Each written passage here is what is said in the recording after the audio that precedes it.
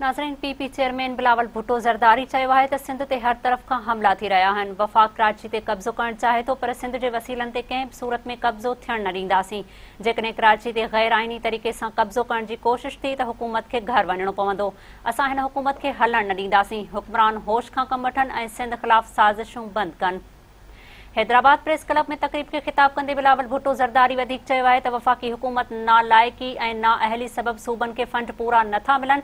सिंध ऐं सिंध जे अवाम खे बि हक़ न पिया ॾिना वञनि। वफ़ाक़ जी नाकामी ऐं नाअहली सबब सूबनि जो ॾेवालो निकिरी रहियो आहे।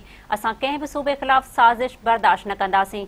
हुन जो वधीक चवणु हो त मुल्क ख़तरनाक सूरत-हाल मां पियो गुज़रे। जमहूरियत जो सफ़र आहिस्ते आहिस्ते अॻिते वधी रहियो हो, पर जमहूरियत खे आमरियत ॾियां धिकियो पियो वञे। कठपुतली हुकूमत जो ज़ुल्म जारी आहे। अवाम खां हक़ खसिया पिया वञनि। जमहूरियत खे आमरियत ॾांहुं धिकियो पियो वञे। पीपी चेयरमैन बिलावल भुट्टो ज़रदारी चयो आहे त ग़ैर जमहूरी क़ुवतूं गॾिजी असां सभिनी ते हमला करे रहियूं आहिनि। कठपुतली हुक्मराननि ऐं ग़ैर जमहूरी क़ुवतुनि आइन ते बि हमला कया। मुल्क में इज़हार जी आज़ादी ते पाबंदियूं लॻायूं पयूं वञनि।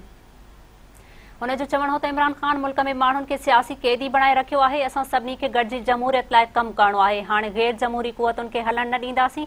असांखे ग़ैर जमहूरी क़ुवतुनि सां मुक़ाबिलो करणो आहे। संदसि चवणु हो त कठपुतली हुकूमत पंहिंजो ई टैक्स नथी उगाड़े सघे। मुल्क जे हर तबिके जो मुआशी क़तल कयो पियो वञे। ज़ुल्म हिक हद ताईं बर्दाश्त थी सघंदो आहे।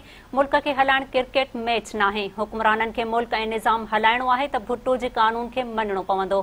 बिलावल भुट्टो ज़रदारी वधीक चयो आहे त असां आम चूंडुनि खां अॻे ई PTI, GDA ऐं MQM वारनि जो प्लान ॼाणंदा हुआसीं। उहो कीअं थो थी सघे त कराची खे ग़ैर क़ानूनी तरीक़े सां इस्लामाबाद मां कंट्रोल कयो वञे।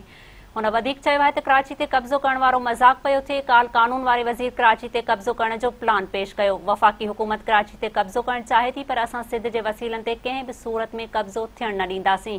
हुन वधीक चयो आहे त सिंध खे तबाह करण जी कोशिश कई पई वञे। पीपुल्स पार्टी सिंध ख़िलाफ़ साज़िशूं कामयाब थियण न ॾींदी। जेकॾहिं कराची ते ग़ैर आइनी तरीक़े सां कब्ज़े जी कोशिश थी त हुकूमत खे घर वञणो पवंदो। असां हिन हुकूमत खे हलण न ॾींदासीं ऐं उन खे वाखो कंदासीं।